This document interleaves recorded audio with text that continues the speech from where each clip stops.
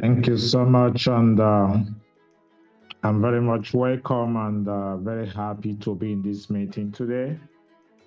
And on behalf of the team, the international team of this institute, I want to welcome everyone. My name remains Engineer Dr. Emmanuel Uwalaka from United Kingdom speaking. And I believe all the members of the team will be joining us in this short, brief opening remark. Then after that, we need to proceed. I'm going to be leading the anchor of this training today, and I guess everyone is going to follow suit and is going to follow instructions accordingly. Thank you. So, why doing this short opening session at this point? I want to take you through the brief introduction of the institution that have brought you under this platform for learning. I can run that through the virtual means. That's maybe more quicker for us. But all the same, let's have a look. Health Association, or OSH Association, is an international professional membership and certification organization. Our mission? To promote safety across industries worldwide. The first, opening to passing, is an obscure electoral zone in California from demonstration. In the fields of health, safety, security, and environment, OSH Association provides members with the tools and resources they need to excel. From expert guidance and training to impactful events, we empower you to lead the way in preventing workplace injuries, illnesses, and fatalities. By joining OSH Association, you showcase your passion for safety, your commitment to excellence, and your expertise in ensuring the safety of lives and properties globally. Together, let's make the world a safer place. Join OSH Association today. Okay, fantastic. So at this point, I guess this have really done justice to that. But where there is still more needs, I can try as much as possible to have a very brief slide, which I have here for the class. So, Occupational Safety and Health Association is an international global body, and it spans across various countries, across continents. And our motto is promoting safety and saving lives. The vision of this great institute, or the mission to start with, is to create a proactive awareness and promote occupational safety and health globally, to make occupational safety and health management an integral part of every sector, and our motto, promoting safety, saving lives. The objectives is to maintain the international standard and also create value while promoting health and safety advocacy, training, and certifications across various industries and across countries. So these are objectives. We go online, you'll be able to read more from there. And we also have the global goal, which is the training and the capacity building, networking opportunities, just as we are here right now. And we have also a media magazine that gives the opportunity for people to read more and see the latest update, which a lot of electronic channels have really taken over at this point. Before now and currently as I speak, we have various countries that do have events. These in India and have conferences. These in Nigeria. These are very old, old videos and old slides, of course, activities in these various countries. And also, I'm very much aware next week, Nigeria is having a very big show in Abuja, which is going to be the National OSH Workshop. But meanwhile, these are previous old activities in Nigeria. And these also activities in Benin Republic, chapter, This is in Ghana. So the Institute have all these proactive movement across countries, and this is in Tunisia and United Arab Emirates, Dubai, yeah.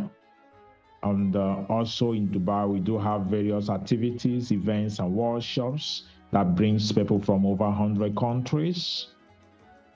And this is in Kenya. Also, it is in the UK, where we do have regular engagement, and the next in line is in October in London. And this in Egypt, and also this in UK House of Parliament's events in London. These are also another event with the Mayor of London, and these events to recognize leaders across countries. This held in London also. This is a medical conference. All we do is to promote safety, and we do that through alliance, collaborations, and partnerships. And the benefit of the association is very enormous.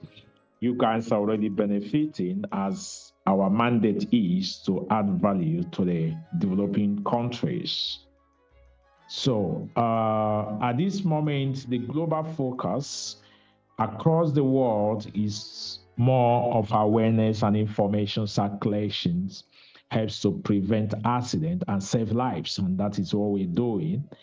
We are not a company, either are we just an institute just doing something for something. No, we are a very purpose-driven institution that is very realistic, a living institution that look at the realities on the table in order to ensure safety of lives and properties. And currently, I can tell you, we have really done a whole lot. So as an institute, we focus in more of awareness, more of preventions, and that is how lives are saved. That's our motto remains, promoting safety and saving lives. So understanding that very clearly, we have our channels. Visit the main website from our other navigations. On behalf of the international team and all the trainers who will be participating in this series of slot 4, where we have a very large number of candidates still on the way coming. Asif Mohammed, are you actually very free to say hello to these new candidates embarking in our training today? Thank you, Mr. Emmanuel, and welcome on board all the HSE professional for the OSH Association. It's a pleasure to speak with you, and it's a great opportunity for all of you for to learn something with the experienced trainers. Myself, I have the almost 18 years experience in QHSE fields, and I am certified trainer for the many trainings. But I am very thankful to Mr. Emmanuel, who is giving me opportunity. And I am associate with the OSH Association from long time, from the 2000 almost 2012. But unfortunately, because due to the very busy schedule, I couldn't join frequently the training. But I am always try to join these trainings and try to learn from the experience from the Mr. Emmanuel and the other trainers who are really, really very highly qualified. Thank you and welcome on board all the trainees and the participation. Thank you, and our regards to the people of Morocco and other professionals. We are all in the same network. Safety is global, and safety is lives. Thank you, and once again, please, can we appreciate him, please? Going forward in this very training session at this point, we are on a very serious game. This scholarship scheme has been sponsored by concerned international donors and supporters of the Institute in order to eradicate illiteracy and high level of negligence in the developing countries like in the African continent. So based on that, you are benefiting on this platform today. in a course that should be costing you, for Nigeria, I'm from Nigeria originally, I know this course basically should be costing you, even as a student, within £60 of thereabout, which should be around 120,000 or thereabout in Nigerian equivalent currency. But having said that, we are going to be looking at a very critical course today, course 101. Course 101 is a foundation in occupational safety and health.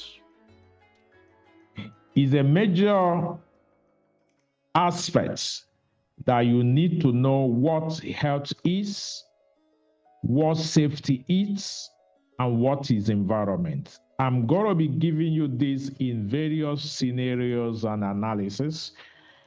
I may not be reading your manuals. The manuals are made for you to read. To analyze what is in the manual and to interpret what you may not understand. That's why I'm here.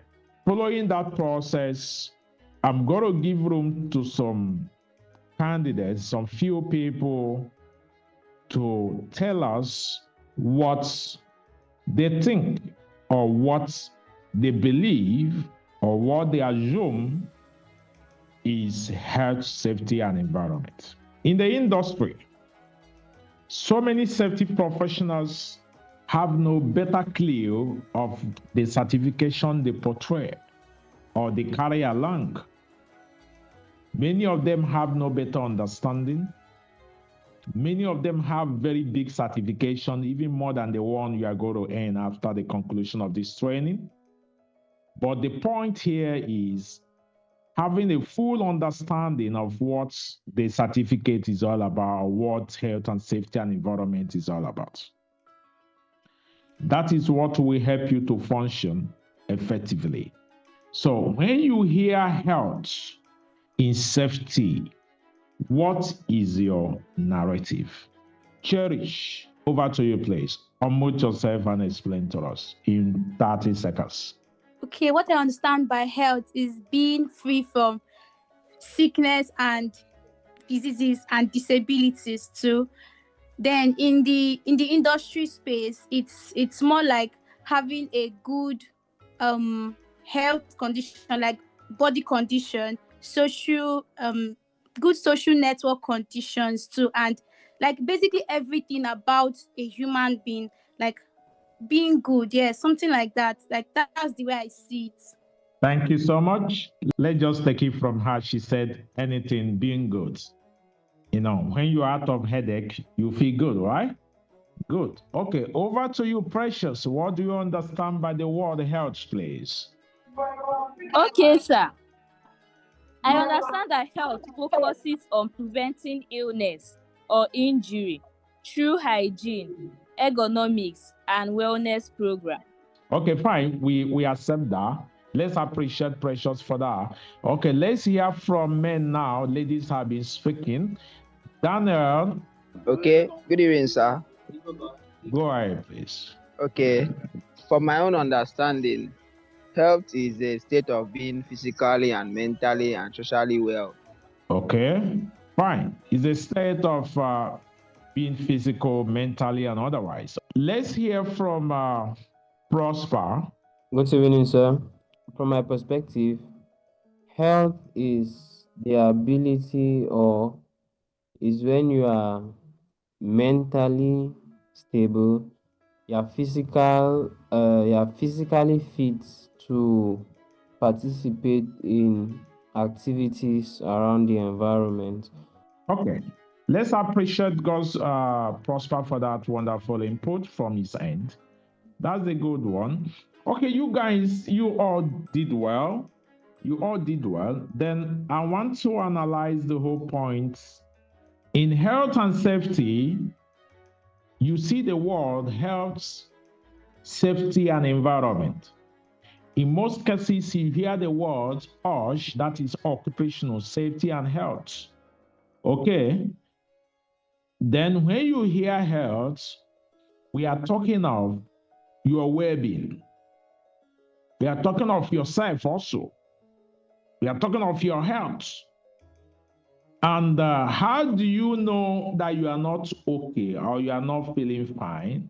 Is when your body begin to give you signs, you begin to feel otherwise, begin to feel pains, begin to feel headache, then you can't do what you usually do. You find out that you are not okay. At that point, safety have failed. Safety have failed because what you are feeling was caused.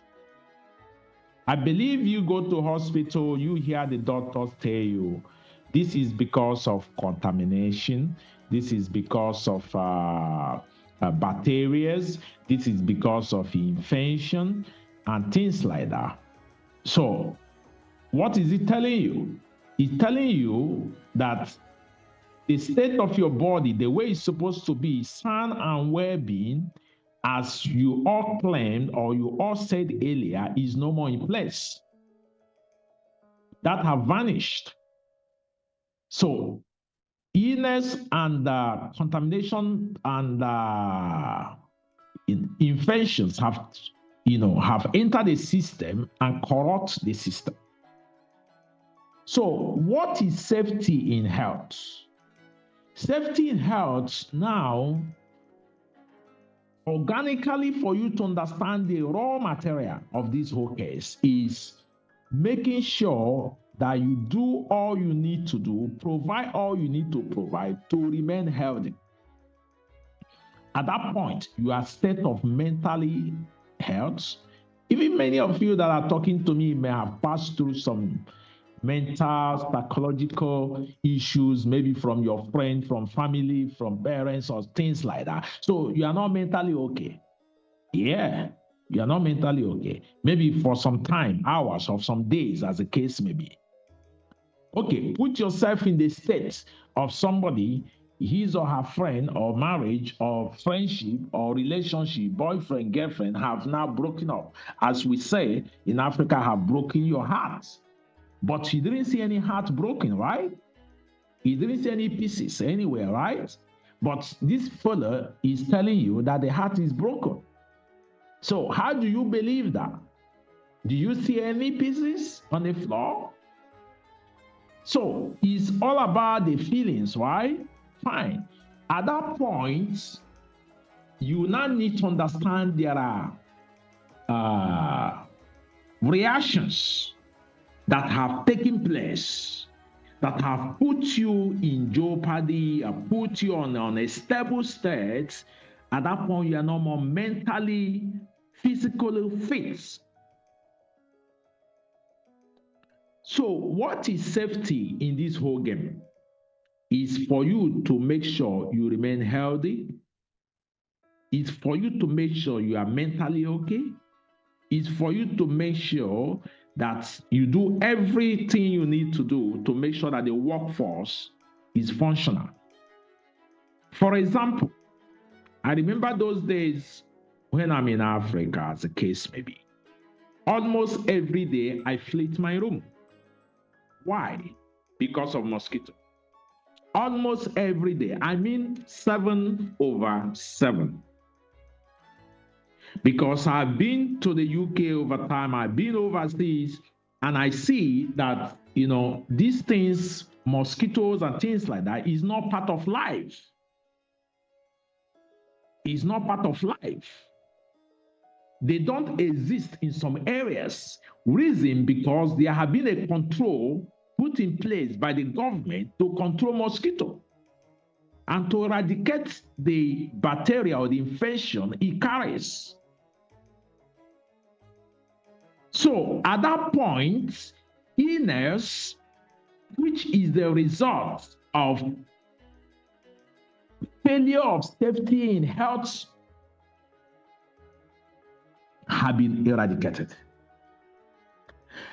Another case study of what I'm telling you, those days which anyone can also practice, because year in, year out, I hardly fall sick.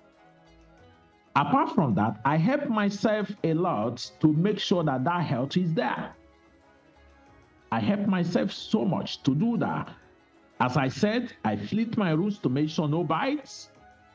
I also ensure I take, I'm not good, before I get to know more about fruits, I'm not good in fruits, but because I know where I'm coming from, so I don't really, at that point, have that knowledge that fruit is too. Gradually, I begin to understand that fruit is a very mental, vital part of food for health, well-being, and building your immune system to fight the sickness. Do you understand? So you remain healthy. And also taking supplements. As I begin to get more knowledge in safety, I begin to take more supplements. Those days I have to bring out like 3,000 to buy supplements that I put in waters and other, which may be more expensive now, based on the exchange. But these are things I do. Why am I doing it? I'm not sick. Yes, I'm not sick. But why am I doing those things is to make sure that my body, my head, my eyes, even at a time when I begin to notice that I expose my eyes so much on the screen, I begin to buy supplement for the eyes to help myself to find glasses. I don't have eyes problem, but I feel I'm exposing myself to these hazards. The computer I carry every day is a hazard. So how do I protect myself? The food you eat every day have some element of deficiencies. How do I support to get the whole nutrient to fight the sickness? I don't know if I'm making sense. Health, as I said, is a very vital principle you need to deliberately do. Reason because, a lot of people die so much in Africa because sometimes we don't check ourselves, we don't do this, because a lot of accumulation of poison, accumulation of sicknesses, accumulation of stuffs build over time. And when it breaks out, then it's very difficult to bounce back. Do you understand it now? So that is why it's good you take care of your health. Now, coming back to workplaces, you see hygiene and bacteria. Many of us in our toilets, you can't use the toilet. You can't stay there for 5 minutes. You can't stay there for 2 minutes. Why? So you need to find solution. You have a workplace, nobody can use it. You can advise the management. You can advise the MD chief executive that, look, we may not really be practicing safety too well, but for our own longevity and long life sake, let's do this to help our health. Do you understand? So that is common sense that is not common, even to a professor. That is why safety is unique. You understand? So you see also sometimes you see people working in haircut salons, barbing salon, or where ladies salons where they use so many substances and all that. Back days, you see some of these people eating food, eating bread, eating amala in the afternoon with particles of these things flying all over and flying all over their body, because one of the channel of penetration of these hazards into our body, which is the health, affect the health now, is through ingestion. Ingestion, inhalation. These are the processes. And the more you consume it over time, it now build up and it will not come up with any kind of sickness or disease as the case may be. But you can prevent it if you have the knowledge of safety to know what you are consuming, what you are inhaling, what you are passing through, the stress, and know proper solution to arrest the situation early. That is health for you. If not, if you don't follow it in this order, then you are going to have issues in the long run. It's very difficult because it's something that you can't see. Sometimes I tell people accidents, I prefer it more than illness. Because the illness doesn't come immediately, it comes over time. It can be 5 years, 10 years. But accident now shows you what happened, tells you what to do. Let's assume you're operating a machine, one of your fingers cut off. You know what cut off, you know what to do, you know how to rush, then you arrest the situation. Okay, you went to a factory and you expose yourself to fumes that are very toxic. For you, you say, hey, here I smell it. This thing is so much. Okay, they will tell you, wear this, wear that. Sometimes you won't even wear anything. Maybe you are painting a container and the toxic coming from that paint, you inhale it for 8 hours, and over time you keep inhaling it. Do you know that it's more deadly than the man that a finger is off? I don't think you get that point. You that inhale the chemical from the paint is at high risk compared to this man that the finger is off. Yes, I don't think you get it. Maybe somebody have to, if somebody that you feel you are following in and out, raise your hands. Let me see who hands is off. I can't see my screens here because, okay, Prosper, what do you understand by that statement? From the statement, the person who is inhaling paint is in a more hazardous situation than the person whose finger has been cut off. From that statement, I understand that the chemical that the painter is inhaling destroys his internal organs, while for the person whose finger has been cut off, he can easily, he's in the safer side because his internal organs are not being destroyed. Maybe his finger has cut off like that, he is then going to abstain from some kind of things, from some type of hazardous works. So that's what I understand, sir. Fantastic. You try. Let's appreciate him, please. Then, that is one point. Then another point, sorry, you guys are very wonderful colleagues, okay? This one answer is okay for me. Then, you have to also find out that it's not that he's going to be comfortable with that. The point that he even seeing what is cut off is more clearer to the physicians that is treating him. Okay, many of you that are in this platform now, can you just wake up tomorrow and go to the hospital? You are okay. You just go to the hospital and say, doctor, please, my intestine, I think you have to just check it. Or maybe, doctor, it's like, I'm not feeling anything. I'm okay. I just took my amala. I took my ewedu. I took the food in Ghana and Cameroon. I don't know again. But, but I'm just okay, doctor, as you can see. But can you just check if my liver or my organ or something, everything is okay? I don't think, can anybody just do that? Can anybody do that? No. Answer me on the chat box. You don't need to talk. Can you do that? Anybody do that?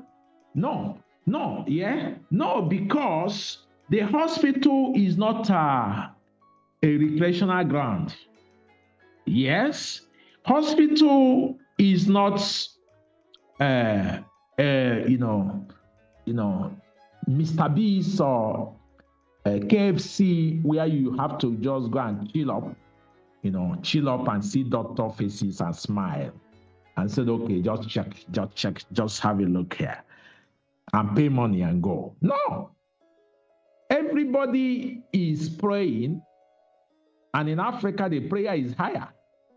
Everybody pray, God, give me good health. God, give me good health. Go and check his toilet first and check her toilet. Then you come back if the good health is possible. Yes. Many of you don't know that that's what God says, especially those in Africa. God, give me good health. God, give me good health. I pray for good health. You will not die. You will not this. You will not. Go and check the toilet first. Then the man praying for Johnny Mercy, I will go. I know there are hazards already even on the road, but the car is driving first. Go and check the tires. He knew that the tire is already having problem, but he's still praying. I'm going in safety. I'm coming in safety. So why is God not still hearing some of those prayers? I'm a Christian, but I need to teach you logically, because even the Bible says, even Quran for Muslims here and other religions. Go and check very well. You will find in your own religion, you must apply wisdom. That is why God gave you wisdom. Wisdom is not for fancy. You don't say, but it's for you to act it and exhibit it in your day-to-day actions and decisions. I don't know if I'm making sense. But these are the realities you see in the Western world. They are realistic to the truth. They are realistic. Nobody prays so much in the UK, nothing happens in the Western world. But things are working and people are not dying. Nothing happens. Nothing serious is happening. Because precautions and systems have been put into place via intelligence and machineries developed by human beings to guide lives and practice. Do you understand that? Okay, we move to the next element of today's class, which is safety. In your own common sense ideology, what do you understand by the word safety? In an organic way, not in English way, in an organic way, what do you understand by the word safety? Solomon, unmute yourself for 30 seconds. Thank you. Okay, why Solomon is struggling with network or whatsoever, holiday gift. When you are answering question, I would love to know your country, your institution, and your name, if possible. In less than 1 second, you can say that. Then react to my questions. Okay, safety, in my own understanding, I would say is the precaution, and for you to be precaution, to really be conscious of yourself, to foresee unseen incidents. Good. Let's appreciate him. Marvelous Nwanekezi, right? Over to you, please. Marvelous. Safety can be defined as a method of being aware of your well-being, being alert. So is an act of being aware of and conscious of your well-being and taking precautions to avoid any misconduct or any bad thing to happen to you. Fantastic. Let's appreciate Marvelous for that wonderful. Abishia Lingumo, Thank you, sir. Thank Go you, ahead. sir, for the opportunity. My name is Yewombing Abishia. I'm from Cameroon, Northwest region. For me, what I understand about safety is that safety is the act of being conscious of harmful things or hazard around your environment and around your house or neighborhood. Thank you, sir. Thank you so much, that wrap up. And the rest that I want to speak, thank you so much for your interest. That is a very good one. And looking at our manuals, for those of us that have had a look of the manuals, we're talking of safety, freedom from danger. You guys have really done some very analytics of that organically. That is good. Now, safety, when you hear freedom from danger, it's not just a slogan, it's not English. Because you see people with a very high certificate in HSE coming as a safety supervisor, safety manager, but when they encounter people like me, they begin to I don't know how to put it, they begin to fluctuate up and down, because when it comes to serious jobs, your intelligence must have to be tested. And it's not tested by what you read or what you state on the paper. It's tested by the approach of your presentation, your defense, and the case you make behind it. Because if you enter a workplace, you must understand what that workplace is. You must understand how best to manage safety in that environment. What's written on the book will not save you, is what you understood that will save you. That is why they say knowledge is power. What you know is the power, not what you read or what you read somewhere. But the one you know and you believe is the power.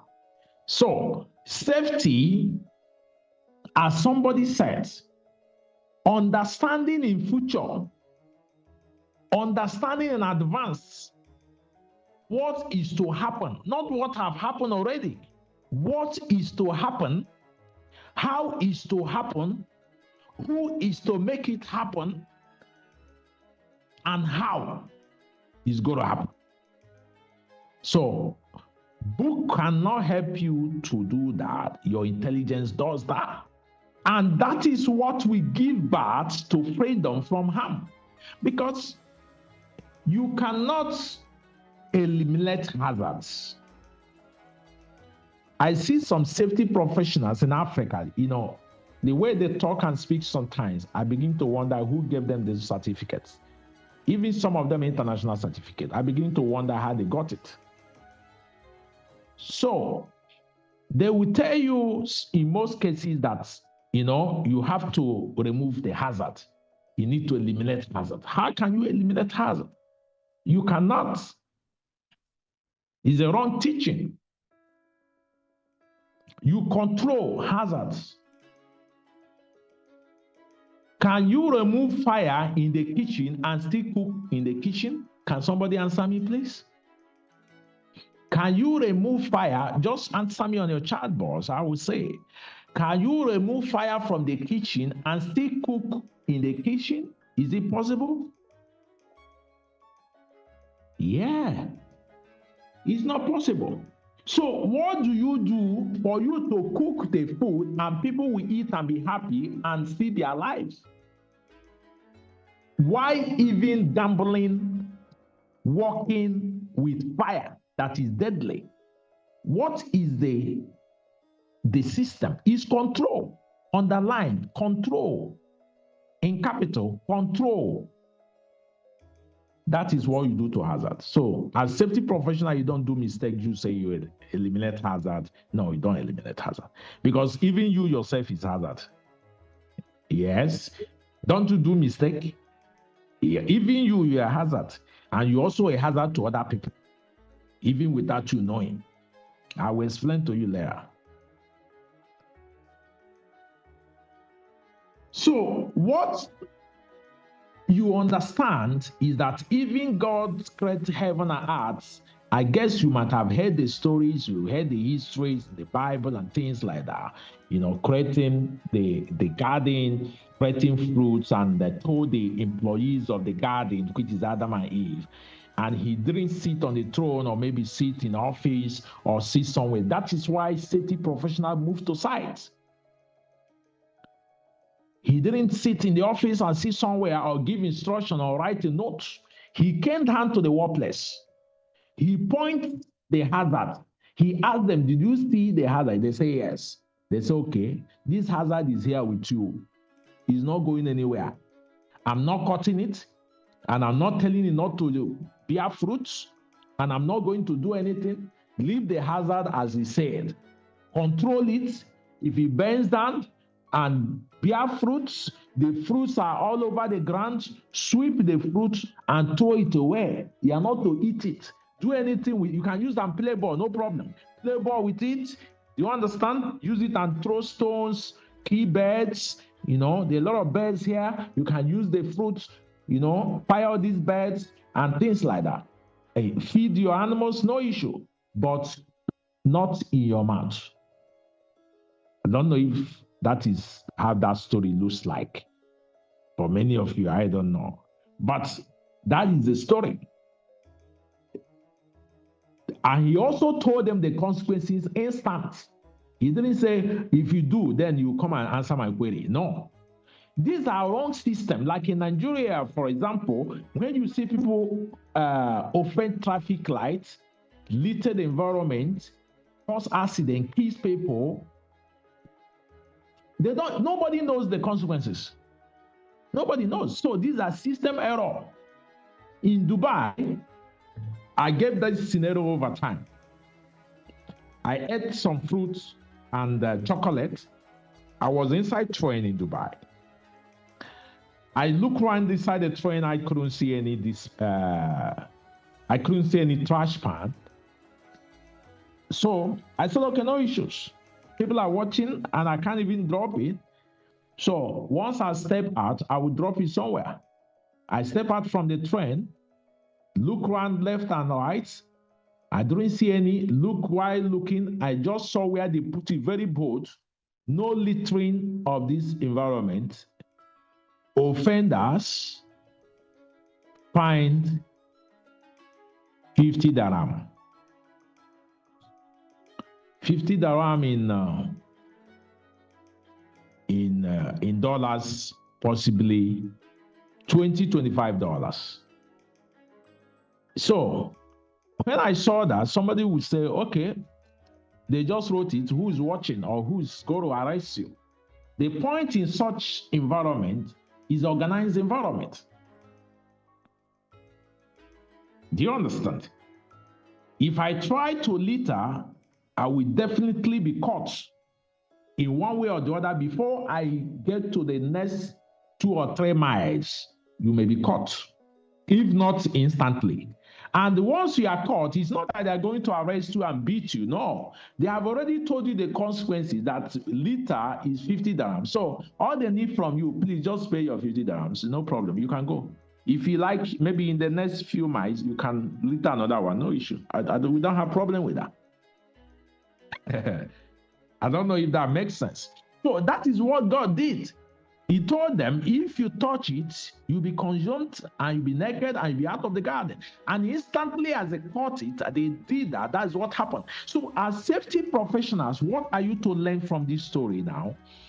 In every policy you generate, in every instructions and laws you create in your workplace, whether in the construction site, in a factory, whatever, also create the consequences and let the consequences be known from the beginning. I don't know if that makes sense. Let the consequences be known. So as people read the policy, they know the consequences. If you don't wear your helmet, no work. If you don't come with safety shoe, no work. No entry. And of course, you might have seen that in some construction sites. In Nigeria, they put some of those things, but from what I know, even as a civil engineer, I practice a bit in Lagos, so I understand. Sometimes we do all those things based on fashion and based on, we think is site decoration. We feel it's site decoration. You have to decorate the site, put these things, let it look good and look nice. As someone told me sometime that even the road signs, the road instructions, all those things are just decoration. Even the lights, just to decorate the road, put lightning, do all those things. People don't know the consequences. People don't know what is there for. Do you get? That is where this education, even the training you are having now, you cannot get this level of knowledge. Then you enter employment in a construction as an installation engineer. They now ask you to go and start job, and you didn't ask what of the ladder, or they just gave you any kind of ladder. You do your assessment. You know that this will not be comfortable. You didn't open mouth to say this is a wrong ladder for this job. Many people does that. They will just go and try, and they will fall and die. Yes. So what kills them? Lack of the knowledge, lack of the intelligence is what kills them. And of course, for many of you who are Christians, of course, you also know that it's written, my people perish because of lack of what? Knowledge. You don't have the knowledge, you suffer. Even education, you don't have the knowledge, you can't do anything, you can't float. You can't float. It's not possible. Do you understand? So that is safety for you. You need to prepare ahead. You need to show ahead and know ahead what is to happen, as the case may be. If that makes sense to you, can you put on the chat box, go ahead, please. Environment is very critical because everywhere is an environment, including where you are now. So in every work environment or in every space, which is an environment, you need to evaluate it. How safe is this for the job? Is it okay for the job? Can the job be there? I have been to some offices. In Africa, you can check. Even some ministries or government, you can check. You may see somebody who is very tall, then the office given to him or her may be under the staircase, or maybe constructed, or maybe a shop. Then you'll be wondering how this tall man enters this place and comes out. That environment is not suitable. Do you understand? This is an environment. The working station is another thing. Your workstation, the welfare facilities, with the waste management, how are you managing the environment? Even the waste. Okay, you are doing construction or maybe whatever underneath the earth. Did you investigate the utility cables and wires underneath before excavation? These are part of the environment. So everybody at their own level or nature of operations, which need to be evaluated. I don't know if you get my point. So these are the issues within health, safety, and environment. And when it comes to environment, you need to also try as much as possible to define your words, facts, and figures. You are in the construction site. You cannot construct hazards to other users of the environment because the environment is only made for you. It's not your house. It's not your parlor, your bedroom. This is general space. That is why you see the way they build house in Africa. One big man will just come because he want to build 5-story building, even a bungalow. They have to take sand, trucks, we use sand, use chippings, use cement, block the whole road. Everybody have to be appealing to pass because one big man is building one beautiful house along the road. What is the man doing? The man is violating the safety rules and international laws as far as health and safety is concerned. Why? Because even the substances is parking over there, constituting hazards, causing accidents. The dust that is generating from there, the whole lot of people passing that corridor are inhaling it. That is a high risk. Do you see now? So you can't try that in developed country. It's not possible. It's not possible. You can't even try it. That room is not even there for you to start. Where are you going to start from? The whole system is being designed. You can't wake up and do what you want. Even as a landlord in the UK or in Europe, in Germany or anywhere, you can't cut down a tree in front of your veranda because it's blocking or because you want to buy extra car, so you need to park here. You can't even try it. You can't try it. It's your house. I agree. You pay for it, yes, but not within this public space. Because the tree you see in front of your house is not only made for you. It's meant for everybody within the environment, including the bird, including the aquatic lives. They are part of the environment. Do you see? So that is the way it works. So you need to think fast when it comes to that. Now, giving you the very key categories of hazards globally, what are the means by which hazard is being introduced in the workplace? I will analyze that to you right away. I will use the acronym, which is an American acronym, actually. MIPS. MIPS.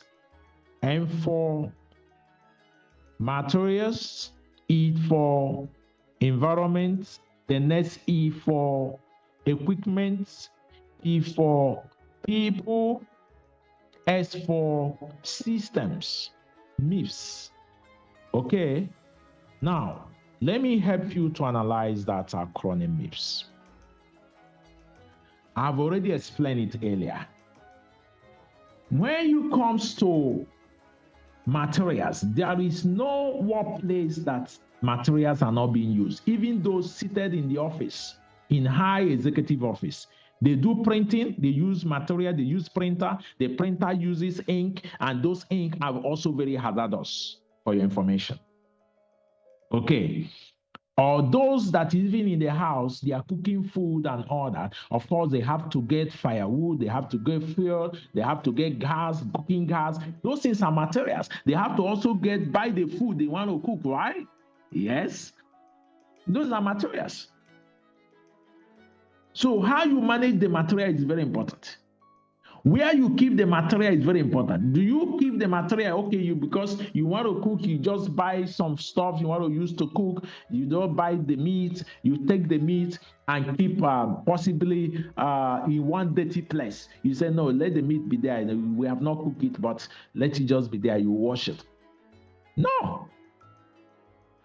So all the materials must kept in an appropriate way in order not to endanger lives, endanger obstruction, and constitute hazard within the environment. Does it make sense? Then the next one is equipment. Equipment to be used to control the environment, control the materials. When you bring the equipment, you have to use it to move things in the construction, oil and gas, even manufacturing. Some heavy equipment, you cannot move it. So the equipment, you have to move it to one location where you know is safe, is better to be situated for the operation, right? Or where the machine will be able to use it with the materials that have been brought, right? Yes. That is it. So the next one, very key, is people. Because the equipment will not be driven by itself. People will drive the equipment. So who drives the equipment? Does the person have skills? Does he know how to drive it? Does he have he driven that before? Does he know how to operate it?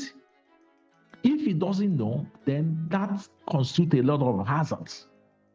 The people, which is staff, workforce, employees, are also part of what?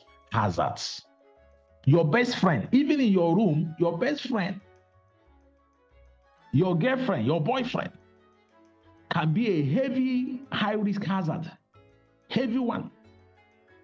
Have you seen where you tell your girlfriend, please, we don't need to go to that party? He said, no, if you don't go to that party, then everything ends. He said, eh? He said, okay. He said, okay, let's try. But this party is in the night. There won't be traffic. There won't be, they say, let's just go. This party is more important than anything. Then your sense of safety will disappear because you are not rooted in the knowledge of safety risk analysis. Do you get? So you now go, why coming back? Because he took some small alcohol. Nobody is there to carry you people back home again. You now saw one who managed to take you back home, and the fellow who managed to drive you back home is also on alcohol. But he's still claiming that he's a big boy, that forget that before I used to drink 10 bottles. This one is just one bottle. That nothing, that if he's going to Lagos now, he's ready. In fact, even from this midnight, 1 a.m. now, he can move to Lagos from here. Everybody will say, oh, big boy, oh, big boy.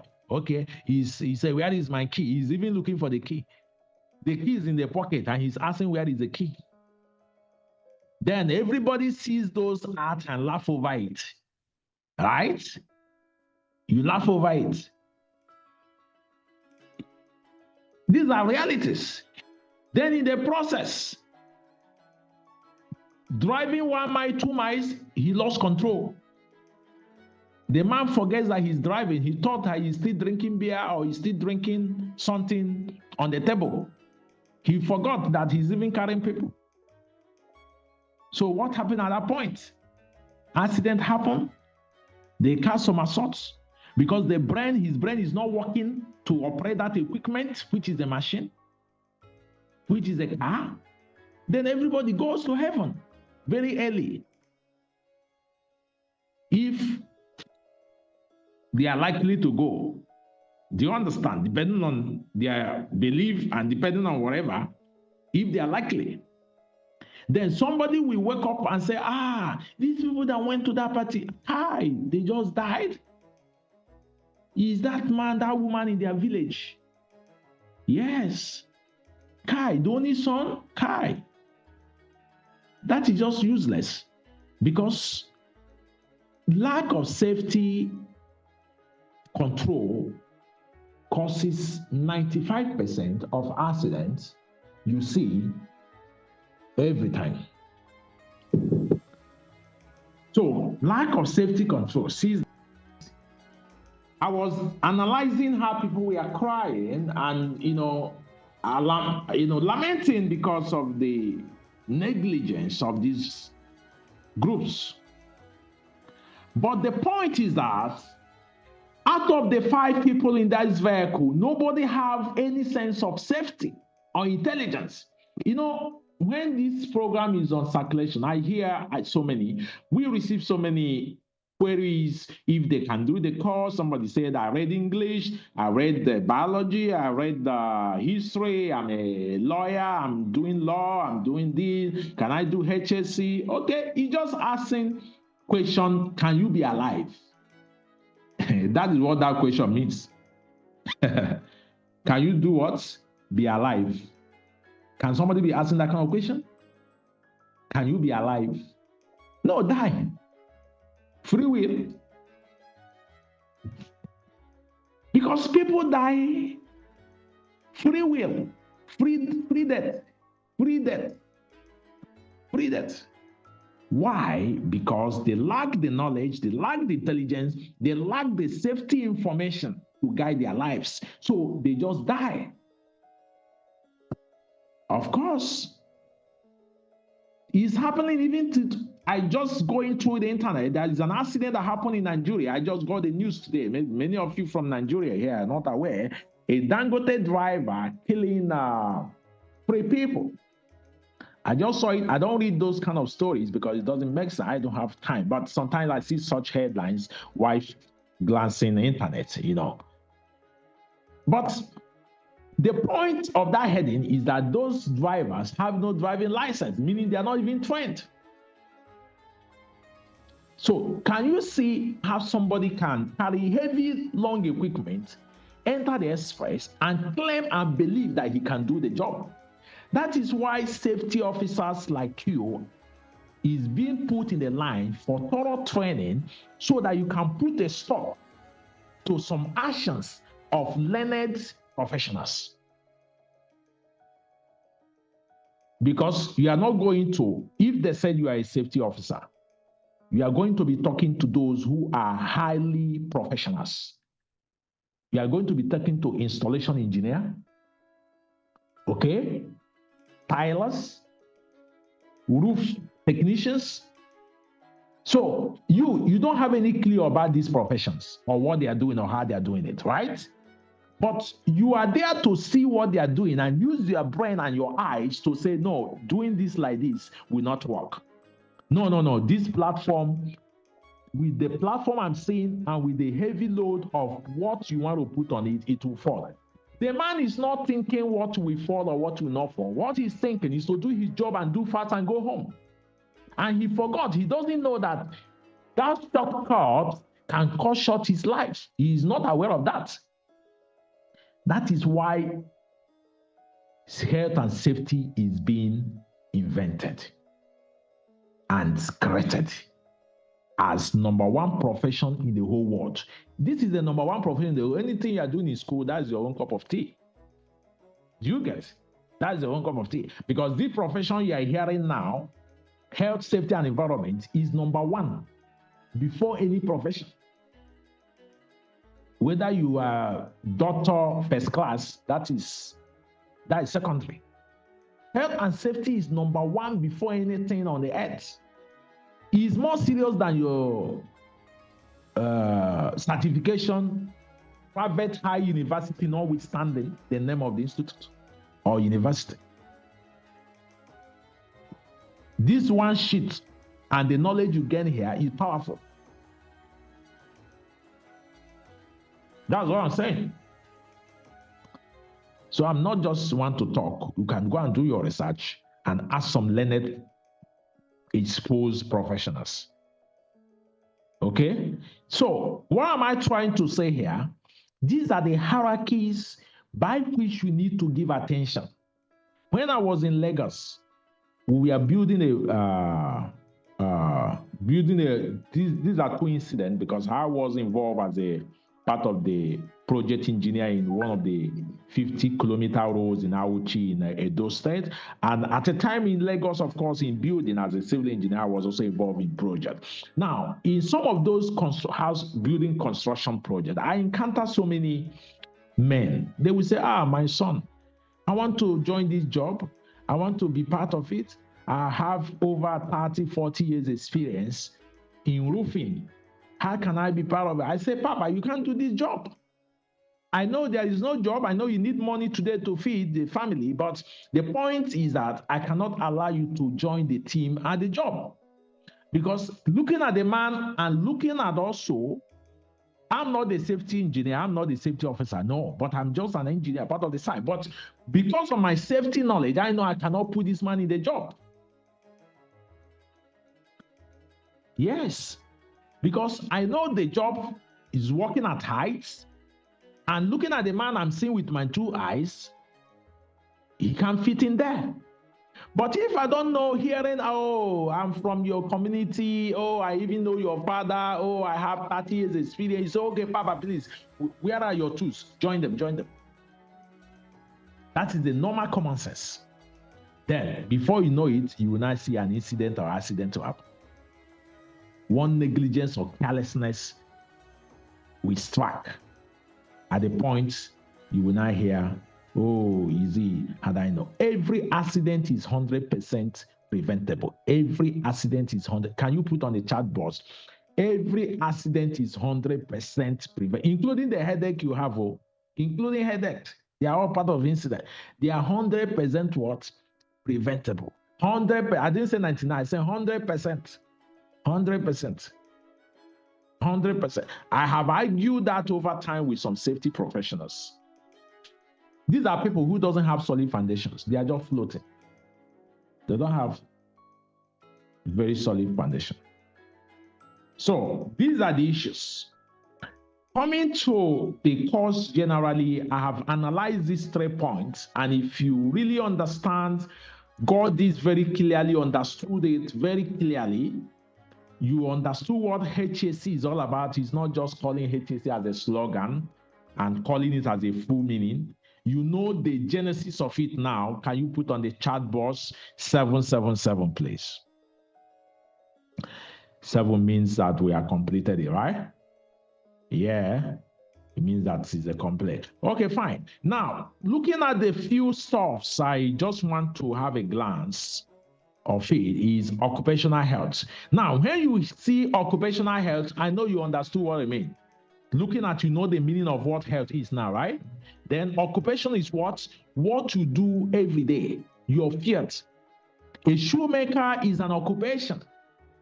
Now, what is the health implication that in the shoemaker using a Vosti gum, which is toxic, using some chemicals, what is the effect of those chemicals he's using without hand gloves, year in, year out, 2, 3, 4, 5, 10 years?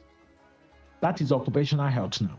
So some sicknesses you see as a result of occupation, those people does.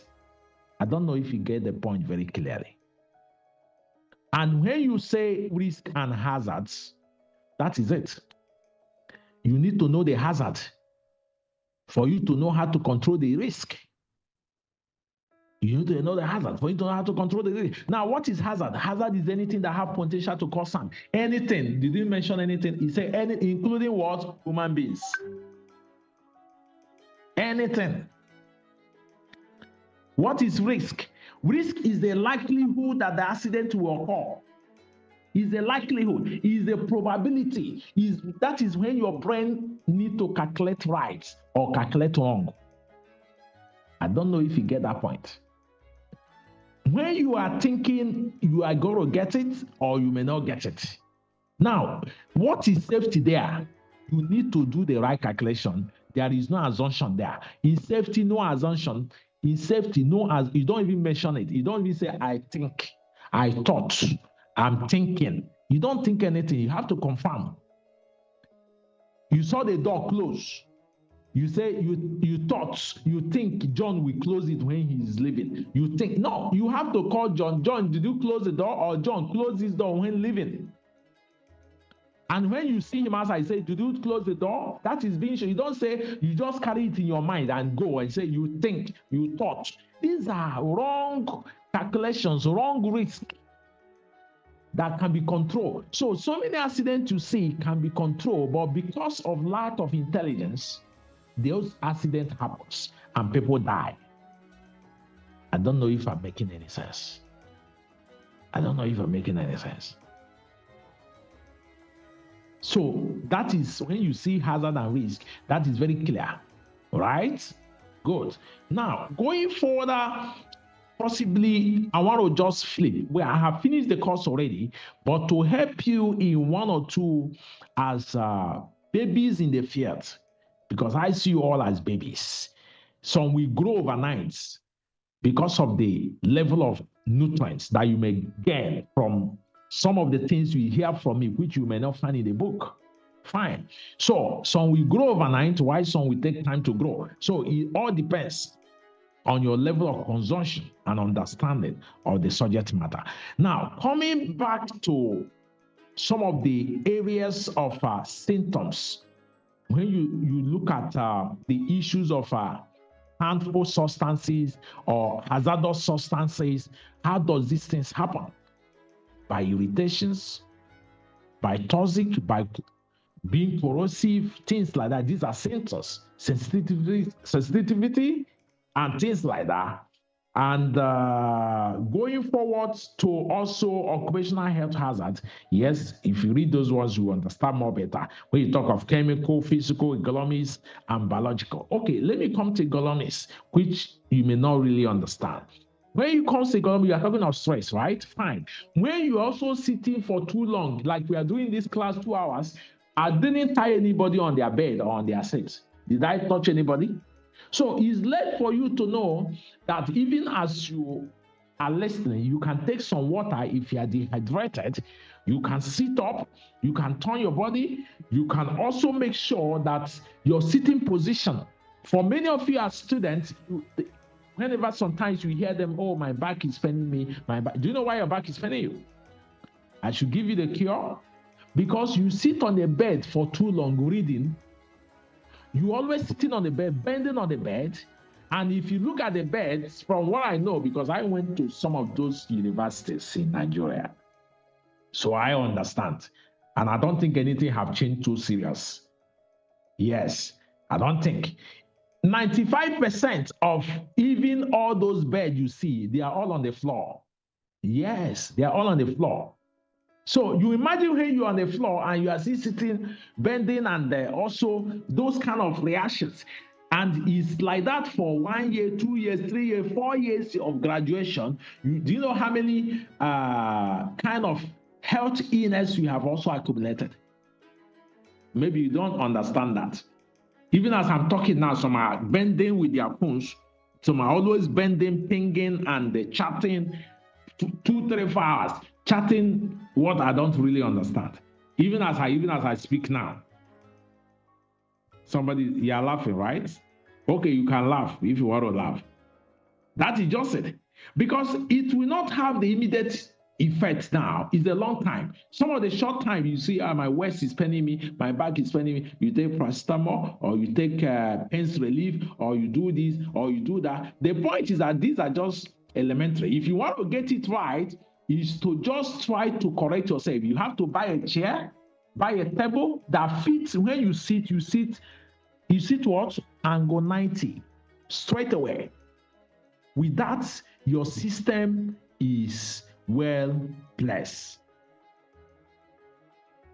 Somebody say he's suffering from the waist pain. I just saw. Fine. So this is an issue. And if you ask him or her now, he had been on fasting and prayer on it.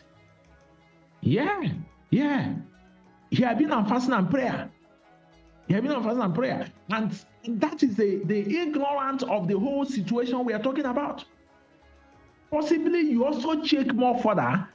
You'll be feeling that this exam is coming and this pen, and they don't allow him to read. He's taking painkiller. You are constituting more problem to the problem. Yes. Do you understand? So these are the situations that requires intelligence. Safety is intelligence. Can you put on the chat box? Safety is intelligence. Safety is not just a career where you are going to make money and add more value to your credentials. Those ones are just secondary. Those ones are short game. You don't pray for those ones to happen. Even as a student now, if I find out that any of you are very eloquent, intelligent, you understand the matter, next few hours, days, or whatever, or months or year, you can find yourself as a safety manager. You don't need high level of experience. You don't need intelligence. I'm telling you. If you go for the interview and perform very well, the job is given to you straight away. It's given to you straight away. Because the root cause of it is you understanding the chemistry of safety.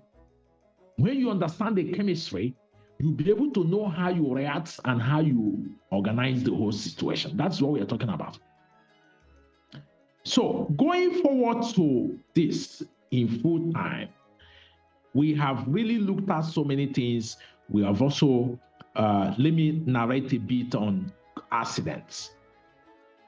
You hear or you read in your book, accidents on an unplanned event, right? Yeah. Yes, sir. It's an unplanned event. Yeah. It's an unplanned event. It can happen at Yes, sir. when you don't even plan for that. But before it happens, you have to know. That is where intelligence comes in. You have to know. And how does it happen?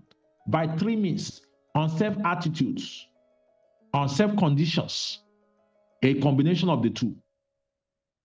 Maybe you didn't get that very correctly. Let me help you. Unsafe acts is when you are in the factory, in the workspace, then one is playing around. One is doing what? Playing around. When he's supposed to be serious, he's making phone call and checking chat. Then in the course of that negligence, accident happens, something now happened, machine now fell. When he's supposed to be holding it, he's holding it with phone and trying to manage all at the same time. That is horseplay. We call it horseplay in safety. That's unsafe attitude.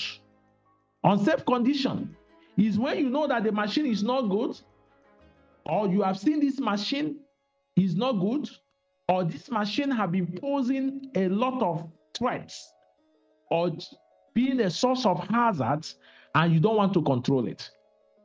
Then it will keep. Okay, let me use an example in a house, which can be in a house or in office. You see a fridge, right? They just take light.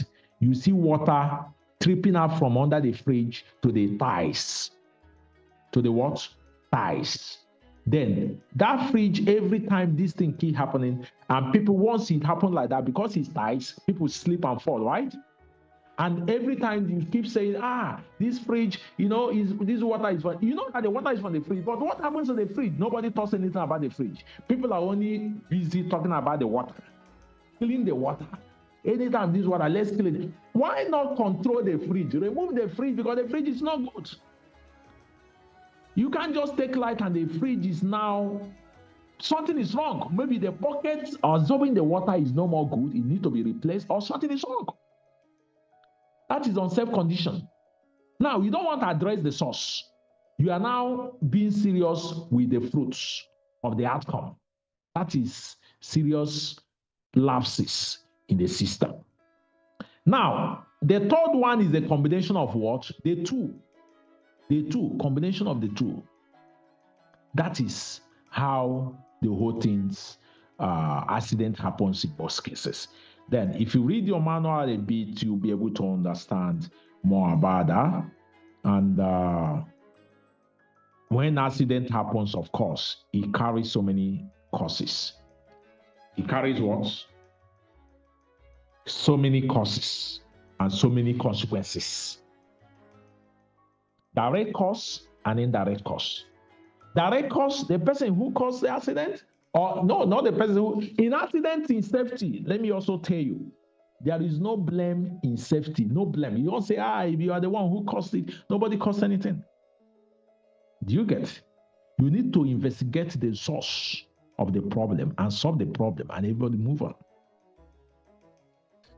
As a safety officer, you don't blame anyone for anything. You only find the root cause to arrest future reoccurrence. So the accident happening generates into so many ways. Into so many. Do you get? The accident happening, it goes into so many ways. The person directly is going to suffer the pain, be in the hospital, the leg of the hand or finger off.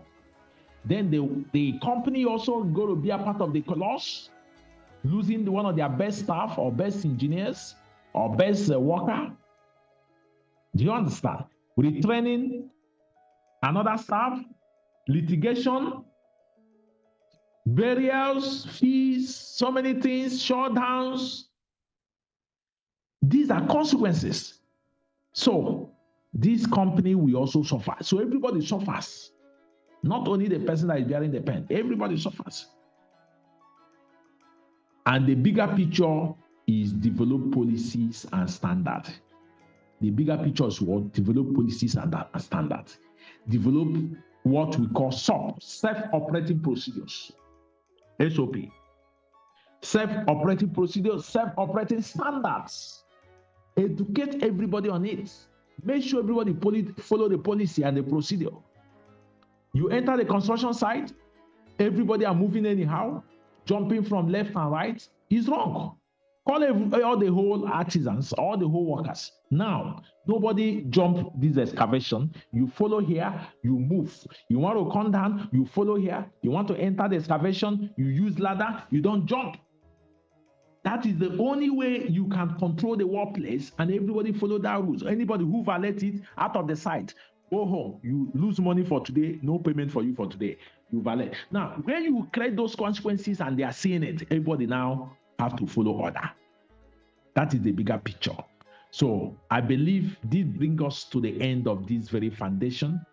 I guess the foundation is very deep, and I guess it will be able to carry you for the rest of the trainings and also set you on the pace for the new era. Not just you becoming a safety officer, you having the knowledge to defend your field, to also contribute to your field and industry, and for you to know how to save your life and save others. That's what we are talking about. Now, if you now are looking at the future opportunity of becoming a safety officer, joining people like me who have migrated from the construction field to becoming health and safety lifesavers, now you have bigger job to do, and the opportunity is also there for you, because all the whole challenges you are saying need to be solved. It need to be solved by people, not by spirits. This is the end of my class. If I make any sense, can you react on the chat box in your own way, in your own comments, and your own reactions, please? Thank you. React to some of the questions. If there are questions, raise your hands. I'm seeing some hands up already. That is good. Fine. Over to you, Paul Chibueze. Please, over to you, please. Paul Chibueze, over to you. Okay, sir. Yeah, my name is Paul Chibeze. I'm actually a student of FUTU, Federal University of Technology, Imo State. Okay, sir. Okay, sir. What are the key difference between personal protective equipment and the engineering control in ensuring safety in the workplace? Okay. Thank you for that question. I've gotten it very clearly. He said, what is the difference between engineering control and PPE in the workplace? Okay, let me help you with that. I believe trainers may have handled that tomorrow. But in managing hazards, which I have given you the whole case study, you have a control for it. And that control starts from elimination. Engineering, substitution,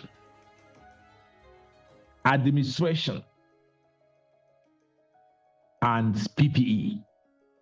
PPE, which is personal protective equipment, is a least in the hierarchy. Is not to be considered as a solution. It's not a brilliant solution. Because it's only to create a barrier between the hazard and you and your health.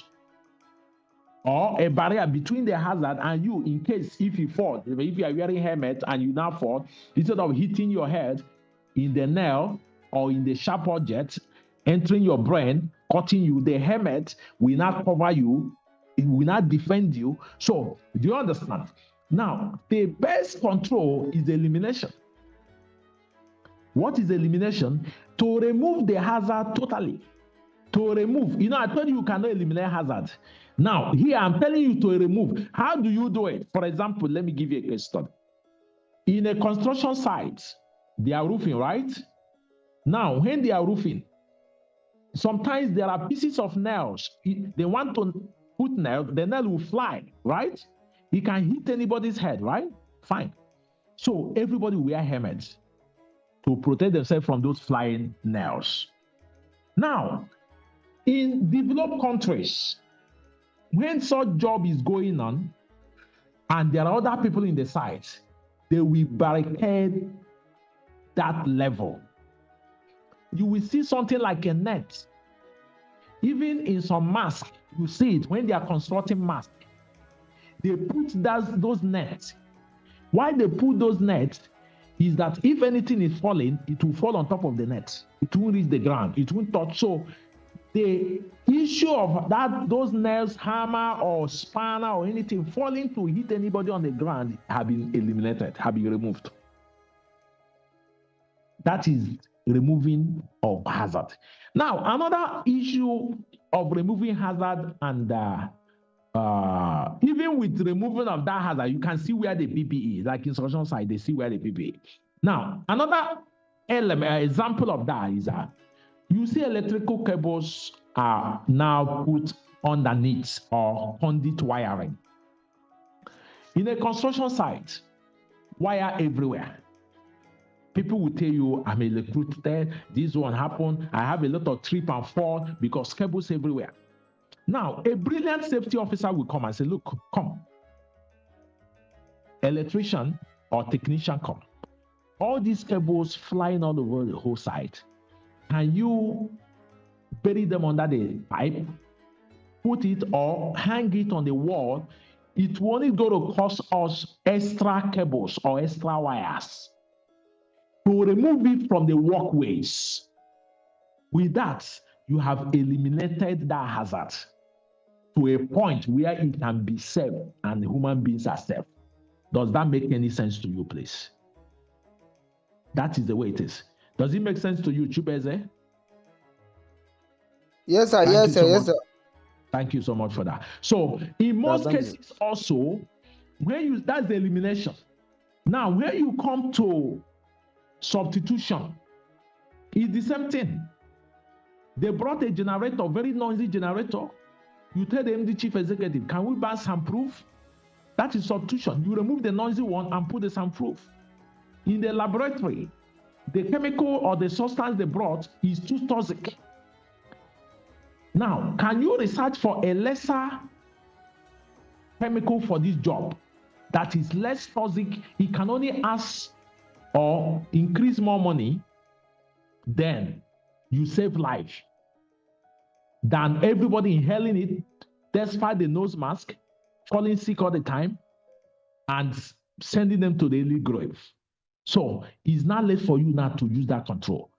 Then the administration is what you see in the workplaces where they do shift.